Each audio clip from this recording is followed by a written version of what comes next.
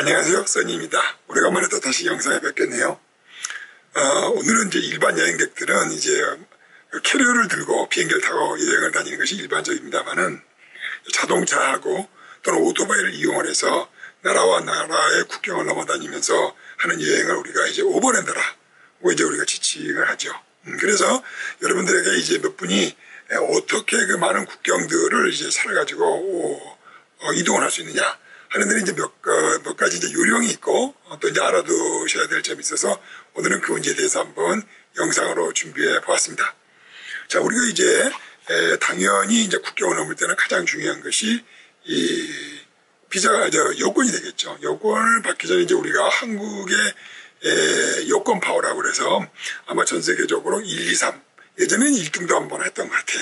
2등이나 3등 정도 하는 것 같아서 거의 200개국에 가까운 나라들을 무비자로 들어갈 수가 있습니다. 하지만 이제 무비자라고 하는 것은 대사관에 가서 비자 스탬프나 스티커를 안 받는다라는 뜻이지만은 이제 그 무비자 정책이 있고 나서 이제 각 나라마다 그거를 이제 공짜로 이제 관광객들을 이제 입장을 시키다 보니까 좀 머리를 굴리는 거죠. 그 중에 이제 가장 머리가 잽싸게 돌아가는 이제 미국에서 예전에 ESTA라고 하는 이제 제도를 마련해가지고 미국에 들어오기 전에 출국 전에 이제 사전 입국 허가제라는 걸 이제 만들어가지고 전산으로 과연 이제 이 사람이 이제 범죄 경력이 있느냐 또는 예전에 이제 미국에서 추방당한 사건들이 있느냐 뭐 이런 것들을 컴퓨터로 자동 시스템으로 이제 필터링을 해가지고 사전에 못 들어오게 한다. 이제 이런 명분을 가지고 ESTA라는 거를 이제 했습니다. 근데 뭐 그거를 또 무료면은 또 괜찮아요. 이제 1인당 아마 21달러, 뭐 한 둘이 가면은 40달러 정도로 해서 과외 쌈짓 돈을 이제 벌어들이는 이제 그런 걸로 쓰이지 않았나 좀 기분이 나빠요. 잘하다가. 그걸 이제 배우는 이제 우리나라에서도 K 이스탄가 뭐 그래가지고 또 돈을 또 좀 받고 그렇죠. 캐나다 같은 데서도 그걸 보고 괜찮네 해가지고 또 이제 캐나다 달러로 7달러 정도를 받고 그렇습니다. 아마 호주 같은 경우는 35달러인가? 뭐 한 그 정도 받아야 미국이 한 21달러 정도 받으니까 하여튼 이런저런 모양새로 해가지고 관광객들에게 무비자에 좀 그 무색하게 이제 돈을 받습니다. 이제 그 중에 가장 심한 나라가 이제 어디냐면 이제 멕시코입니다. 멕시코는 이제 1인당 35달러 정도를 받고 그렇습니다.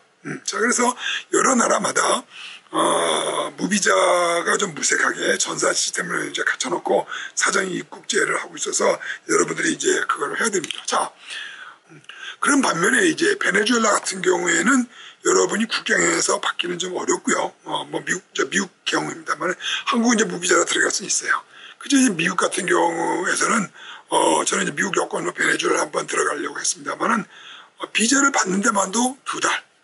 아주 빠릅니다. 아주 빠르게 베네수엘라 속도가 빠르게 해줘도 2달을 기다려야 됩니다. 따라서 그래서 우리가 그냥 무비자니까 그냥 간다라고 하다가는 잘하면은 이제 통과가 되고 안 되면은 뭐 몇십 달러, 잘못되면은 또 상당한 금액을 국경에서 비자 수수료를 또 내야 되는 이제 그런 경우가 있게 됩니다. 자, 그래서 이제 여러분들이 이제 비자라고 이제 무비자라고 그래서 이제 할 수는 없지만은 여러 가지 이제 이유로 이 비자가 안 되는 경우도 가끔 있어요. 이제 예를 들어서 브라질이 이제 새로운 대통령이 들어와가지고 약간 그 뭐 좌편향성이라고 그럴까요? 그래서 미국이나 카나다나 일본이나 그리고 이제 유럽하고 이렇게 이제 점점점 멀어지는 각도로 하기 때문에 이전에는 이제 무비자로 들어왔었는데 2023년이죠. 9월 1일부터는 또 한 200달러 정도의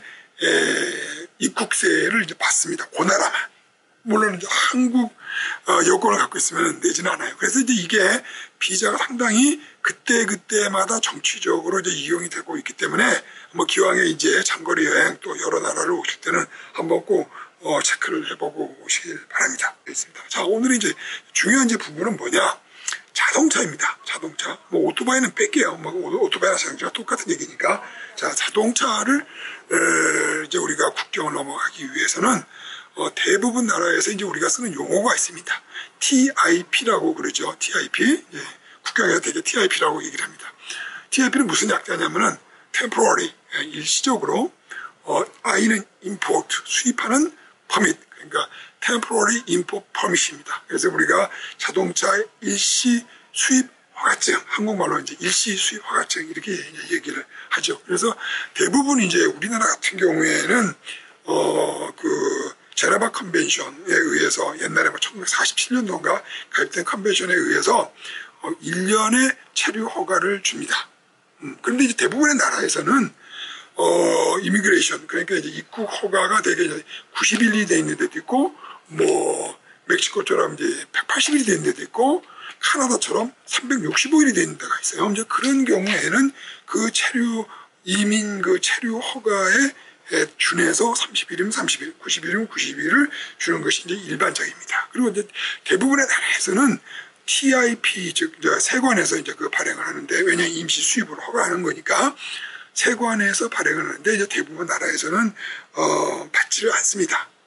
비용을 별도로 그냥 이렇게 종이에다가 찍어주고, 그 TIP를 발행을 할 때는 가장 이제 중요한 게 뭐냐면은 자동차 등록증, 또는 그거보다 상위에 있는 자동차 소유권, 우리가 이제 미국 말로 타이틀이라고 그러는데 자동차 소유권하고 소유권 밑에는 이제 뭐가 반드시 기재가 되어 있냐면 빈남바라고 그래가지고 Vehicle Identification Number, 즉 차량 고유 번호가 있습니다. 그거를 가지고 우리가 차량의 등록 번호가 그 플레이트 넘버가 뭐냐, 그리고 차량 소유주가 누구냐, 그리고 차량의 고유 번호, 빈남바가 뭐냐를 이제 확인을 하고 그거를 TIP에다 기재를 하고 이제 여권에 이제 예를 들어서 30일이면 30일, 90일이면 90일 허가받은 여행 기간 동안에 TIP도 이제 주는 것이 이제 통상적이고 일반적입니다. 자, 그래서 그런데 좀 세계에 또 좀 유일하게 군부와 밀착이 되어 있는 나라가 있습니다. 그 나라를 이제 보게 되면 이제 중국하고 멕시코를 이제 꺼낼 수가 있는데, 자, 중국하고 이제 멕시코 같은 경우는 그 어떤 이런 이권 장사를 군대에게 줘가지고 군대에 수입으로 잤습니다. 그런데 이제 차이나는 중국의 경우에는 아예 제네바 컨벤션에 가입이 되어 있지 않는 나라이기 때문에 우리가 해외 차량이 중국에 들어갈 수가 없습니다. 그래서 이제 우리나라 입장에서 보게 되면은 그 컨벤션에 가입되어 있는 나라가 중국만 빼고 러시아도 가입되어 있고, 그러니까 갈 수가 있겠죠. 그리고 이제 일본도 가입되어 있고 대만도 돼 있고 다 대부분 나라들은 있습니다만은 가장 가깝게 있는 중국은 우리가 공식적으로 해외 차량이 들어갈 수가 없습니다.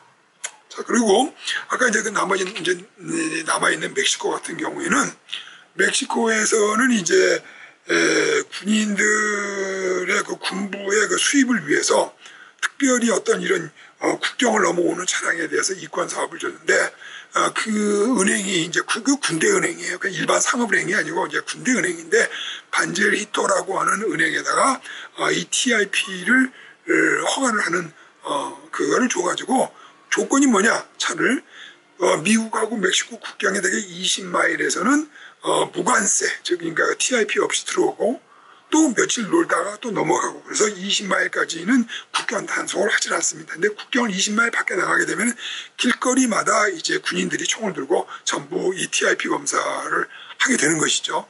그래서 이제 멕시코 내부까지 이제 여행을 미국에서 들어와서 할 경우에는 TIP를 반젤히토라고 하는 은행에서 받아야 됩니다. 자, 그런데 이제 거기를 받기 위해서 또 뭐가 있느냐면 MMF라고 하는 이제 멕시코 스타일의 입국 그 투어리스트 카드라고 여기서 불러요.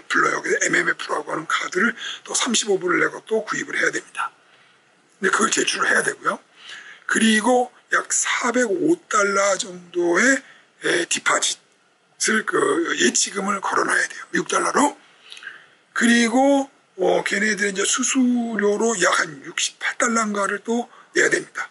TIP 하나 내리고. 그러니까 이제 TIP 한 장 갖고 한 100달러 정도의 수입을 땡기고, 그리고 약 한 400달러 정도를 예치를 하니까 이제 미국에서 들어오는 차가 아마 10,000대다. 그러면 엄청난 양의 돈이죠. 이제 그거를 모아가지고 이제 이자 장사를 하고 서류 장사를 하는 게 이제 멕시코가 이제 유일무이하게 이제 그런 일들을 하고 있습니다.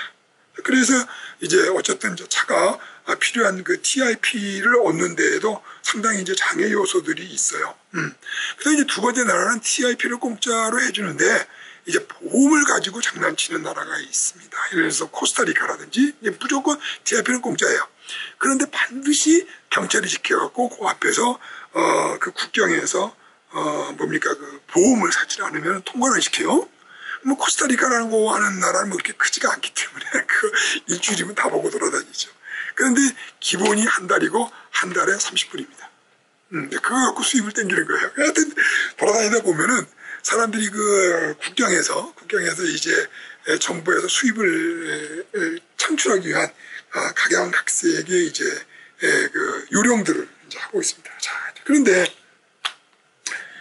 이제 세관 이제 이 자동차 같은 경우 아까 이제 세관의 문제라고 하지 않습니까? 그런데 이제 좀 고약한 나라를 이제 몇 군데가 좀 있습니다. 이 남미에서 가장 그 고약한 그 세관 검사를 하는 데가 어디냐면 칠레입니다. 칠레. 칠레는 뭐 다른 거 갖고 이제 검사라는 게 아니라 먹거리, 이 고기, 씨앗, 채소 뭐 이제 이런 게 있나를 샅샅이 조사를 합니다. 주로 개인 차량들은 그냥 사람들이 보는 경우가 많은데 버스 같은 경우에는 사람들 다 내리고 개가 말이죠. 밑에 그 화물칸까지 전부 다 개가 들어가서 뒤지고 그리고 이제 개가 좀 이제 너무 많이 쉬었다 그러면 이제 일반 승용차들도 뒤지고 그렇습니다. 그래서 아주 칠레는 그 몇 가지 이제 유명한 게 있는데 세관 검사가 아주 좀 지나칠 정도로 심합니다. 그다음에 이제 두 번째 뭐냐면 기억나는 거예요. 칠레 가면은 아마 그 나라가 긴데 그 뭐라 그러죠? 그 톨게이트 받는 게 한 2,000개는 될 것 같아. 아주 죽여줍니다. 그 얘기는 나중에 이제 하기로 하고요. 그 이제 다 나라에서 수입을 얻기 위한 이제 그 방편들의 이제 하나죠. 그리고 이제 얘기가 난 김에 세관을 이제 통과를 하려면은 드론을 이제 우리가 여행을 하게 되면 드론을 갖고 다니지 않습니까? 드론을 못 갖고 다니게 이제 하는 나라가 이제 니카라구아라고 하는 이제 중남에 이제 니카라구아라는 나라가 있고 거기에서는 세관을 통과할 때 큰 그 모든 차량들 세관 스캐너로 집어가지고 정밀 검사를 합니다. 그 니카라구아가 이제 그 남미나 중남미에서 이제 생산된 이제 마약들을 미국으로 실어나가는 이제 중간 길목에 있기 때문에 거기는 좀 나름대로 좀 과학적인 방법이라고 할 수 있겠죠. 그래도 이제 차량을 집어넣고서 차량을 전체를 다 통으로 스캐닝을 합니다. 저는 이제 두 번 지나갔다 왔다 했는데 한 번은 통과했고 이제 한 번은 걸려가지고 이제 정밀 검사를 당한 적이 이제 한 번 있습니다. 어쨌거나 이제 이런 것들이 자동차를 이제 갖고 다니면은 뭐 마약을 이제 여러분이 실어 나르지 않을 때는 뭐 걱정할 건 없어요. 근데 이제 드론은 조심을 해야 됩니다. 이제 드론을 갖고서 이제 시비 거는 나라는 뭐 쿠바라든지 이제 이집트라든지 뭐 이란이라든지 중국은 이제 드론 갖고 다니면 큰일 나십니다. 드론을 제일 많이 만드는 나라인데도 불구하고 그런 이제 규제가 있고요. 남극 대륙도 공식적으로 거긴 드론을 갖고 다닐 수가 없습니다. 튀니지야, 시리아, 한 22개국 정도가 중간중간에서 드론 검사를 하기 때문에 여러분들이 이제 그걸 알아서 잘 피해 나가시기 바랍니다. 자, 근데 오늘 이제 말하고 싶은 이제 가장 중요한 요건이 뭐냐면은 까르네라고 하는 게 있어요. 까르네가 있는데 되게 이제 TIP를 받을 때 아까처럼 보험을 좀 사거나 돈을 조금 내거나 그러면 뭐 상관없어요. 그건 돈만 조금 내면 통과하는데 이 까르네라고 하는 아주 골치 아픈 물건이 있습니다. 자, 이 까르네가 뭐냐면은 여행 증명서 뭐 그런 거를 이제 까르네라고 그러고요. 그 다음에 이제 그 다음에 파사지 이게 이제 뭐 스페인 말인지 플레사 말인지 모르겠어요. 이제 까르네라고 하면은 이제 그 라틴 쪽에서 쓰더라고요. 이게 이제 뭐냐면 통과, 즉 여행 증명서, 자동차 여행 증명서 이렇게 얘기하면 말하자면 자동차 여권입니다. TIP도 말하자면 그 나라를 여행하기 위한 여권이에요. 근데 이제 까르네 데 패스지 이제 이거를 이제 약자를 따서 CDP라고 하는데 이 CDP가 이제 뭐냐면 종이가 이제 여러 장으로 돼 있어요. 그래서 이제 각 나라 들어갈 때마다 한 장씩 뜯어가지고 내는데 이게 이제 마치 뭐냐면은 왜 이런 제도가 있냐면은 우리 한번 생각해 봅시다. 미국에서 렌트카를 했어요. 하루에 30불짜리 렌트카 거의 3차를 가지고 멕시코에 넘어와가지고 팔아먹고 도망가 버렸어. 그럼 어떡할 거야? 이제 이러기 때문에 각 나라에서 이 CDP를 요구를 하는데 이 CDP를 발행을 받기 위해서 정식적으로 받으려면 차량 가격 대비 6배인가를 내야 돼. 10,000불짜리면 60,000불을 예치를 해야 돼. 거의 1억을 갖다가 예치를 해야 된다. 이런 얘기죠. 그러니까 이 돈이 어딨어? 이 돈이 1억 내고 뭐 그것도 물론 예치를 그 여행이 다 끝날 때까지 그걸 못 찾아요. 그러니까 이제 상당히 큰 해외여행을 자동차로 하는 사람들에게는 부담스럽고 장애 요소가 됩니다. 물론 이제 그 중에 티켓이라고 해가지고 한 나라만 들어갔다 나오는 간편한 것도 있어. 근데 이제 CDP는 뭐 10장짜리, 20장짜리 해서 하는데 그 중에 이제 제가 소개를 시켜드릴 거는 아까 말씀드린 대로 차이나는 뭐 중국은 그런 것도 아예 못 들어가니까 포기하고 인도 같은 경우는 꼭 이해 있어야 됩니다. 인도가 또 볼 때가 되게 많잖아. 그 옆에 있는 파키스탄도 그래요. 파키스탄도 필요하고 또 이집트를 가야 되는데 이집트도 볼 거 얼마나 많습니까? 자동차로. 거기에서도 해야 되고 그 옆에 있는 리비아라는 나라도 그렇고 그다음에 아까 이제 인도 옆에 있는 그 뭡니까? 저기 뭐죠? 에베레스트 있는데 그 무슨 나라지? 그 네팔인가? 그 나라도 또 그렇지. 그것도 옆에 있는 또 벵글라데시도 그렇지. 그 옆에 있는 또 타일랜드도 그렇지. 그리고 그것도 물 건너에 있는 호주도 그렇죠. 이 여러 몇 가지 나라들이 꼭 큰 나라 유적지도 많고 꼭 가야 될 이런 나라들에서 그러한 그 CDP를 요구를 하고 있기 때문에 상당히 이제 여행에 장애가 됩니다.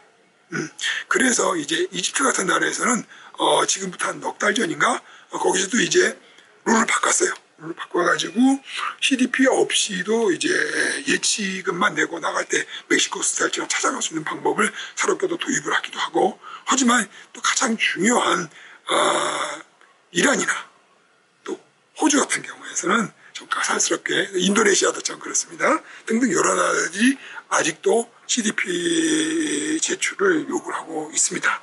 자, 그런데 뭐 저 같은 경우는 아직도 내일 갈 날이 아니니까 뭐 1년 뒤에나 2년 뒤에 이집트처럼 또 에티오피아처럼 좀 정책이 바뀌어서 여러 가지 옵션들이 좀 많이 있기를 이제 기대를 하고 이제 계속 모니터링을 하고 있습니다만은 CDP라고 하는 거를 제출을 해야 되는 그거 없으면 이제 통과가 안 되죠. 그게 꼭 부가적으로 요구되는 아주 골치 아픈 서류고 그렇습니다. 자, 이제 이와 같이 그렇게 자동차 여권을 위한 CDP나 TIP를 준비가 돼야 되고, 물론 이제 거기에는 아까 말씀드린 운전면허도 있어야 되고, 또 그리고 우리가 말하는 이제 국제면허증도 있어야 되고, 그러지만은 국제면허증 같은 경우는 저는 중남미를 여행하면서 한 군데서도 필요가 없습니다.